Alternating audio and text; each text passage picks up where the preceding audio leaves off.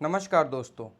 Central government ने कल parliament में वक्फ अमेंडमेंट बिल 2024 पेश किया। सेंट्रल माइनॉरिटी अफेयर्स मिनिस्टर किरण रिजिजू ने बिल को पेश किया, लेकिन इस बिल के बारे में सोसाइटी से मिक्स्ड रिएक्शंस आ रहे हैं। आइए जानते हैं इस बिल के और वक्फ के बारे में। मेरा नाम है आशीष और आप देख रहे हैं आसान भाषा में। सबसे पहले समझते हैं वक्फ प्रॉपर्टी को।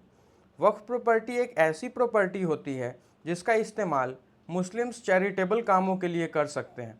ये बहुत पुराने समय से चला आ रहा है और कोई भी ज़मीन जहां मुस्लिम्स बहुत दिनों से पूजा करते रहे हों वो वक्फ प्रॉपर्टी हो जाती है।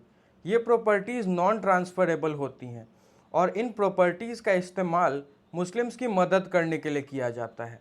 दोस्तों, इन सारी प्रॉपर्टीज़ को मैनेज करने के लिए वक्फ बोर्ड बनाए गए हैं। इसके लिए 1964 में सेंट्रल वक्फ काउंसिल बनाई गई, जो सेंट्रल और स्टेट गवर्नमेंट्स को गाइड भी करती है।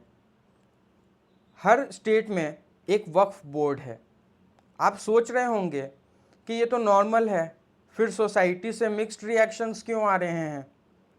असल में भारत में वक्फ बोर्ड के पास तीसरी सबसे ज़्यादा प्रॉपर्टीज़ हैं।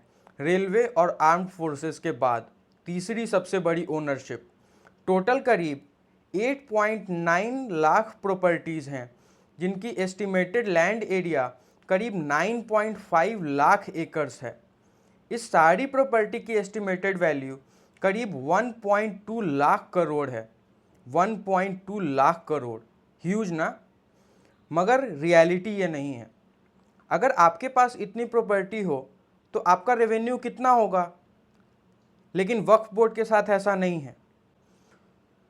दोस्तों, इतनी सारी प्रॉपर्टीज से भी वक्फ बोर्ड कुल मिलाकर 300-400 करोड़ ही कमा पाता है।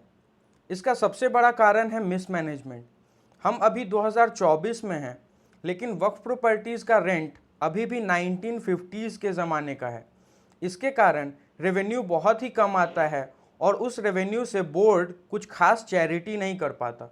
2006 में आई सच्चर कमेटी की रिपोर्ट में बताया गया था कि उस समय के अनुसार वक्फ बोर्ड आसानी से करीब 12,000 करोड़ का रेवेन्यू कमा सकता था और आज के मार्केट वैल्यू के अकॉर्डिंग तो ईजिली अमाउंट 20,000 करोड़ से भी ज़्यादा आ सकता था।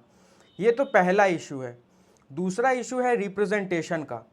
पहले सिर्फ सुन्नी वक्फ बोर्ड या शिया वक्फ बोर्ड हुआ करते थे। गवर्नमेंट ने इसे आगा खानी और बोहरा वक्फ बोर्ड बनाने की भी बात की है। इन लोगों की पॉपुलेशन कुल मिलाकर कम है, इस वजह से शायद इन्हें प्रॉपर रिप्रेजेंटेशन नहीं मिला, लेकिन फाइनली सरकार इसके बारे में सोच रही है। इसके अलावा मुस्लिम महिलाएं और अनाथों को इनहेरिटेंस राइट की भी बात की गई है। ऐसा कई बार देखा गया था कि आप उनके लीगल वारिस ही नहीं माना जाता था। इसको दूर करने की कोशिश हो रही है। बहुत से मुस्लिम स्कॉलर्स ने इन रिफॉर्म्स की बात काफ़ी पहले से की है। तीसरा सबसे बड़ा इशू है इंक्रोचमेंट का। 1995 के वक्फ बोर्ड के एक्ट को 2013 में अमेंड किया गया था और इसमें एक बहुत इंपॉर्टेंट चेंज किया गया। 2013 के अमेंडमेंट से पहले जो भी आदमी वक्फ प्रॉपर्टी देना चाहता था उसका मुस्लिम होना ज़रूरी था। 2013 में इसे बदल दिया गया। अब किसी भी धर्म का आदमी वक्फ प्रॉपर्टी के लिए डोनेट कर सकता था। वक्फ एक्ट 1995 के सेक्शन 40 के अकॉर्डिंग वक्फ बोर्ड ही बता सकता है कि प्रॉपर्टी वक्फ है या नहीं है। वक्फ बोर्ड अमेंडमेंट बिल 2024 में सेक्शन 40 को हटा देने का प्रपोजल है। अब जो भी प्रॉपर्टी डोनेशन के लिए कंसीडर की जाएगी उसके लॉफुल ओनर्स ही उसे प्रॉपर्टी को डोनेट कर सकते हैं। वक्फ बोर्ड खुद से कोई क्लेम नहीं कर सकता। टेक्निकली जब आप वक्फ प्रॉपर्टी डोनेट करते हो तो उसकी ओनरशिप अल्लाह की हो जाती है और उसे बदला नहीं जा सकता।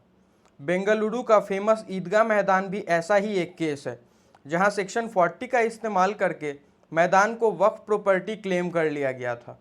ठीक वैसे ही सूरत का म्यूनिसिपल कॉरपोरेशन बिल्डिंग भी है, जो मुग़लों के समय में सराय के लिए इस्तेमाल किया जाता था और अब सेक्शन 40 का इस्तेमाल करके उसे भी वक्फ प्रॉपर्टी डिक्लेयर कर दिया गया था। फिलहाल तो इनिशियल डिबेट के बाद वक्फ बोर्ड अमेंडमेंट बिल 2024 को फर्दर कंसिडरेशन के लिए पार्लियामेंट की जॉइंट पार्लियामेंट्री कमेटी को रेफर कर दिया गया है।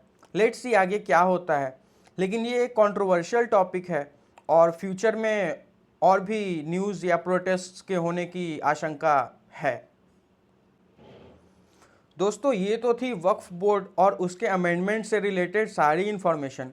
आपको अगर ऐसी इन्फॉर्मेशन पसंद है तो आप मेरे चैनल को सब्सक्राइब कर सकते हो और इस वीडियो को लाइक भी कर सकते हो, और अपने फ्रेंड्स और फैमिलीज़ में अगर किसी को डाउट हो तो इस वीडियो को रेफ़र भी कर सकते हो ताकि वो भी अपना डाउट क्लियर कर सके। बाकी मैं मिलता हूँ आपसे अगली वीडियो में। Thank you. जय हिंद। भारत माता की जय।